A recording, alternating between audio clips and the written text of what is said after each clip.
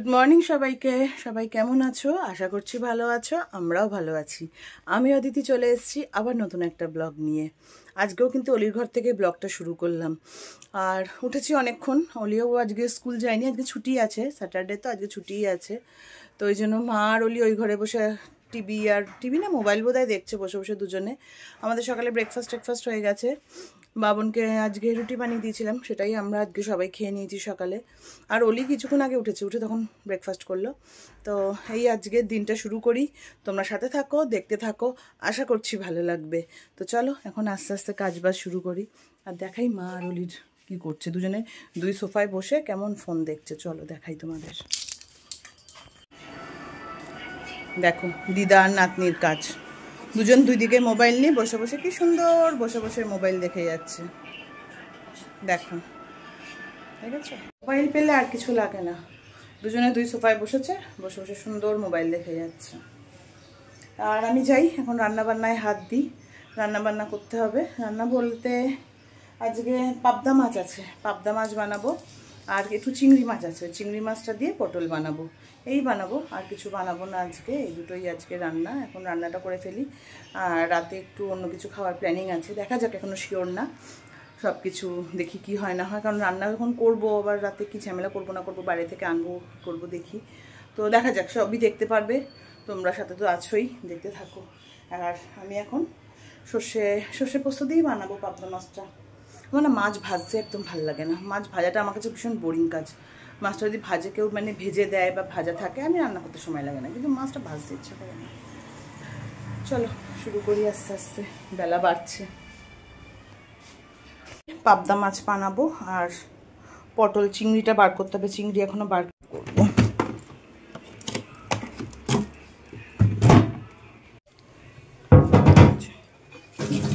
পটলগুলো কাটবো, কেটে আগে মাছটা বানিয়ে নেবো, তারপরে পটল চিংড়ি বানাবো। আগে মাছটা বানিয়ে নিই। এতক্ষণ হয়ে যেত, গিয়ে আবার কাকিমার ঘরে কিছুক্ষণ গল্প করে আসলাম। ভালো লাগে না গিয়ে কাজ করতে, একটু গল্প করে মনটা ভালো লাগে, তাই না? কাকিমার ঘরে গিয়ে কিছুক্ষণ গল্প করলাম, কারণ মা আর ওলি তো মোবাইল দেখছে।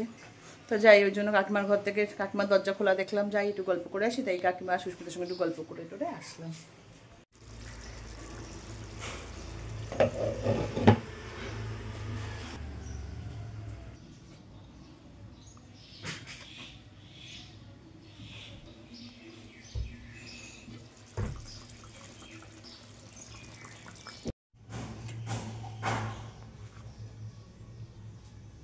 ফ্রেশ হয়ে নিয়েছি। আজকে হেয়ার ওয়াশ করার ছিল, হেয়ার ওয়াশটাও করে নিলাম। স্যাটারডে করে হেয়ার ওয়াশটা করি আর কি, করা হয়ে গেছে। এবার যাই লাঞ্চ করি। মা ওই ঘরে কেসেই যাচ্ছে, যাই লাঞ্চটা সেরে নিই। চলো, এই যে লাঞ্চ বেড়ে নিয়েছি। এখানে আছে পাবদা মাছ আর এখানে আছে পটল চিংড়ি। তো আজকে আর পাটি টাটি করলাম না, খুব খিদে পেয়ে গেছে, মাও বলছে খিদে পেয়েছে। তো চলো লাঞ্চটা সেরে নিই। আর দেখেছো কি রান্না করেছি না করেছি, এই হলো আজকে দুপুরের লাঞ্চ।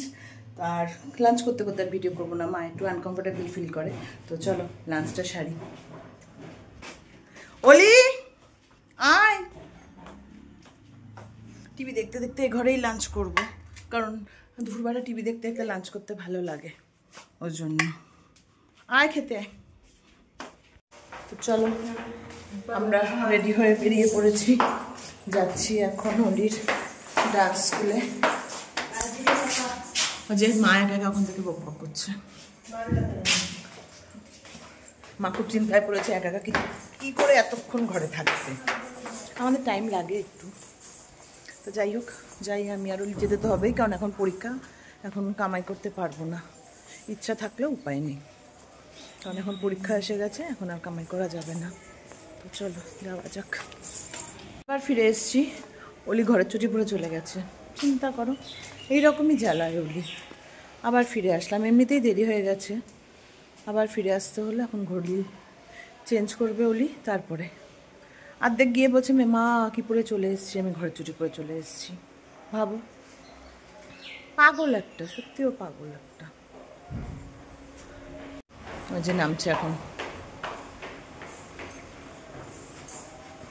চেঞ্জ করেছিস? কি পরে এসেছিস? A few moments later.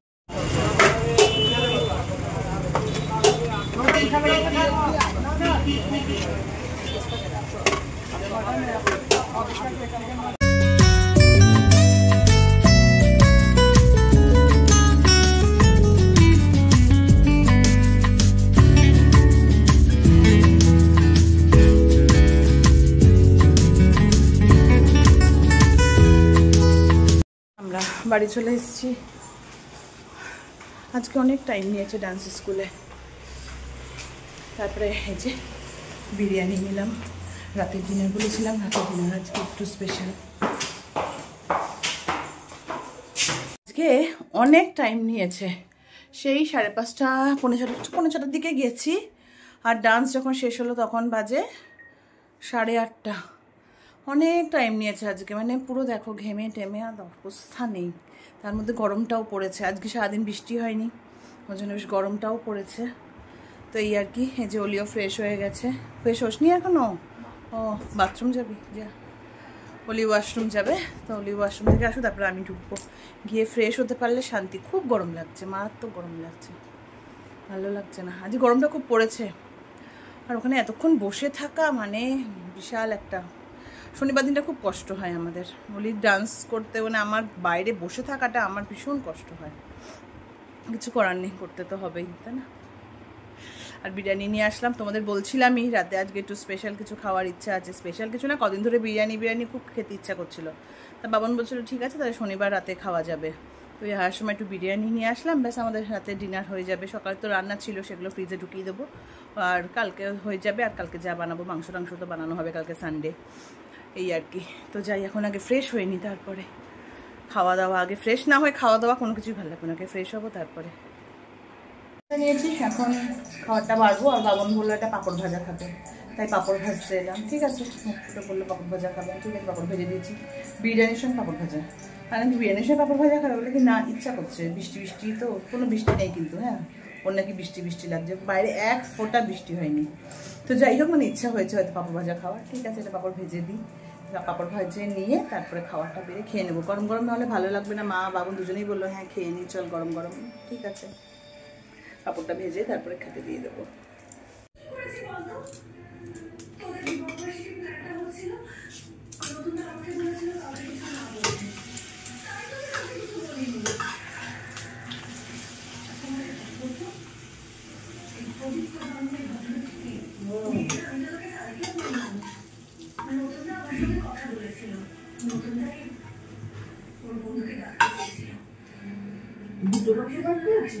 খাবে একটু খাতা বার করে একটু।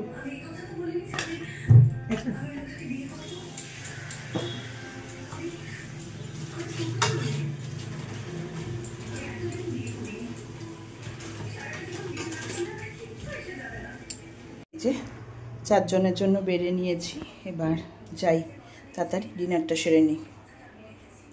ঘরে বিরিয়ানি আসলে বেশিক্ষণ কি ওয়েট করতে হয় না, করা উচিত। সুতরাং এখন বেজেছে কটা, 9:30। এখন আমরা ডিনার করে নেব, ঠিক আছে না বলো?